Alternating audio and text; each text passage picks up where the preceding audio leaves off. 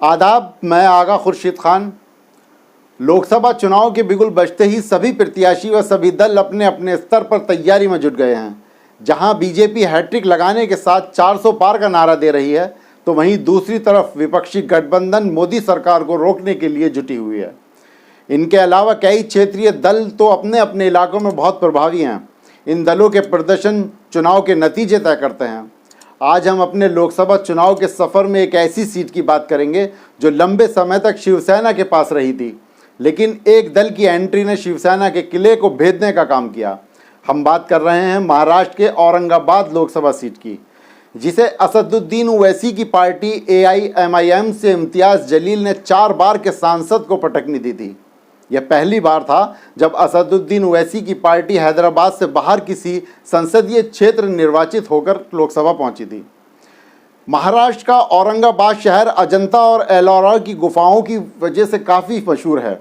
इन गुफाओं को world heritage में शामिल किया गया है। मध्यकाल में औरंगाबाद भारत में अपना महत्वपूर्ण स्थान रखता था। औरंगज़ेब ने अपने जीवन का एक हिस्सा यहीं व्यतीत किया था और यहीं पर बादशाह औरंगज़ेब का इंतकाल हुआ था। औरंगज़ेब की पत्नी राबिया दुरानी का मकबरा भी यहीं है, इसीलिए इसे पश्चिम का ताजमहल भी कहा जाता है। इस सीट की राजनीतिक परिदृश्य की बात करें तो शुरू में ये कांग्रेस का गढ़ रहा है, लेकिन 1979 आते आते शिवसेना ने यहाँ अपने पैर जमा लिए। 1998 के लोकसभा चुनाव में कांग्रेस पार्टी ने रामकृष्ण बाबा पाटिल को मैदान में उतारा और वो सांसद चुने गए। इसके बाद 1999 में ये सीट शिवसेना के पाले में एक बार फिर चली गई और 2014 तक उसी के कब्जे में रही। 1998 के लोकसभा चुनाव को छोड़ दिया जाए तो 1979 से 2014 तक शिवसेना औरंगाबाद लोकसभा सीट से लगातार चुनाव जीतने में सफल रही। औरंगाबाद लोकसभा सीट से चंद्रकांत खैरे लगातार 4 लोकसभा चुनाव जीतने में कामयाब रहे थे। 2019 के चुनाव में यहाँ सियासी समीकरण बदले और जनता ने अपना मूड चेंज किया और सीट AIMIM के हवाले कर दी गई और इम्तियाज़ जलील यहाँ से सांसद बन गए। इससे पहले इस सीट पर AIMIM का अपना कोई राजनीतिक इतिहास नहीं था। सीट पर जातीय समीकरण की बात करें तो यहाँ मुस्लिम वोटर की संख्या अधिक है। इम्तियाज़ जलील ने 4 बार के सांसद और अपने निकटतम प्रतिद्वंदी शिवसेना के चंद्रकांत खैरे को बेहद कांटेदार मुकाबले में 4492 वोटों से हराया। इस चुनाव में ऑल इंडिया मजलिस इत्तेहादुल मुस्लिमीन के इम्तियाज़ जलील को 3,82,042 वोट मिले, जबकि शिवसेना के चंद्रकांत खैरे के खाते में 3,84,550 वोट आए। अगर इस सीट की जातीय समीकरण की बात करें तो यहाँ पर तकरीबन 22% मुस्लिम मतदाता निर्णायक भूमिका में हैं। वहीं 16% दलित मतदाता भी चुनावी मैदान में अहम रहते हैं।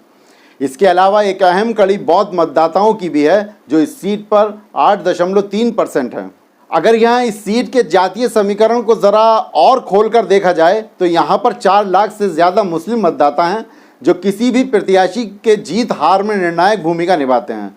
इस सीट पर 2019 में लगभग 12 लाख लोगों ने वोट दिया था। इस सीट पर औसत मतदान लगभग 63% होता है।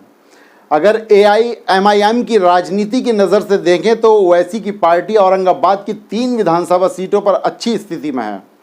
2019 में सांसद बनने से पहले इम्तियाज़ जलील औरंगाबाद सेंट्रल विधानसभा सीट से विधायक भी रह चुके हैं। इम्तियाज़ के सांसद बनने के बाद साल 2019 के महाराष्ट्र विधानसभा चुनाव में औरंगाबाद सेंट्रल से AIMIM के नसरुद्दीन सिद्दीकी 35% वोट के साथ दूसरे नंबर पर रहे हैं। वहीं औरंगाबाद पूर्व विधानसभा से डॉक्टर अब्दुल गफ्फार भी 41% वोटों के दूसरे नंबर पर रहते हैं। इन दोनों के अलावा औरंगाबाद पश्चिम आरक्षित सीट पर AIMIM के प्रत्याशी अरुण विट्ठल राव 39,336 वोटों के साथ तीसरे नंबर पर रहे थे। 2019 के लोकसभा में जब AIMIM ने औरंगाबाद की सीट पर जीत हासिल की थी तो उस वक्त प्रकाश आंबेडकर की अगुवाई वाली वंचित बहुजन अघाड़ी का भी समर्थन हासिल था। इस बार AIMIM महाराष्ट्र में अकेले चुनाव लड़ रही है, तो वंचित बहुजन अघाड़ी के भी अकेले लड़ने की संभावना है। औरंगाबाद सीट की बात करें तो इसमें कुल 6 विधानसभा क्षेत्र आते हैं। इनमें एक सीट अनुसूचित जाति की आरक्षित है।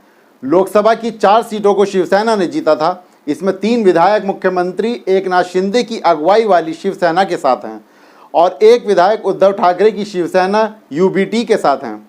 बाकी की 2 सीटें बीजेपी के पास हैं। जहां ओवैसी की पार्टी से इम्तियाज़ जलील का टिकट तय माना जा रहा है, तो वहीं इस सीट से सीएम शिंदे की अगुवाई वाली शिवसेना ने 4 बार के सांसद चंद्रकांत खैरे को मैदान में उतारा है। महाविकास अघाड़ी की तरफ से एक बार फिर से यह सीट शिवसेना यूटीबी के पास रहने की उम्मीद है। तो ऐसे में औरंगाबाद में त्रिकोणीय लड़ाई की संभावना बन रही है। इन तीनों के अलावा प्रकाश आंबेडकर की पार्टी वंचित बहुजन अघाड़ी की दावेदारी तीनों दलों के लिए चिंता का सबब है। हालांकि 3 दलों के प्रत्याशी के मैदान में उतरने से कहीं ना कहीं इम्तियाज़ जलील को फ़ायदा हो सकता है। हालांकि राजनीतिक जानकारों का मानना है कि शिवसेना की परंपरागत सीट है। यह भी सच है कि 22% मुसलमान हैं, लेकिन AIMIM को प्रकाश आंबेडकर के गठबंधन होने के कारण बड़े स्तर में इम्तियाज़ को वोट किया था। उसके बाद विधानसभा में अकेले लड़ने के बाद एक भी सीट नहीं निकाल पाई थी। सांसद बनने के बाद इम्तियाज़ जलील लगातार लोकसभा क्षेत्र में सक्रिय रहे हैं, कार्यक्रमों के माध्यम से लोगों से संवाद किया है। इसलिए विपक्षी दलों के लिए इम्तियाज़ जलील को पटकनी देना थोड़ा मुश्किल हो सकता है। इन सब बातों से ये तो साफ है कि इस साल के लोकसभा चुनाव में औरंगाबाद सीट पर चुनाव बहुत कांटे का होने वाला है। ये देखना दिलचस्प होगा कि इम्तियाज़ जलील किस प्रकार की रणनीति के साथ मैदान में उतरते हैं।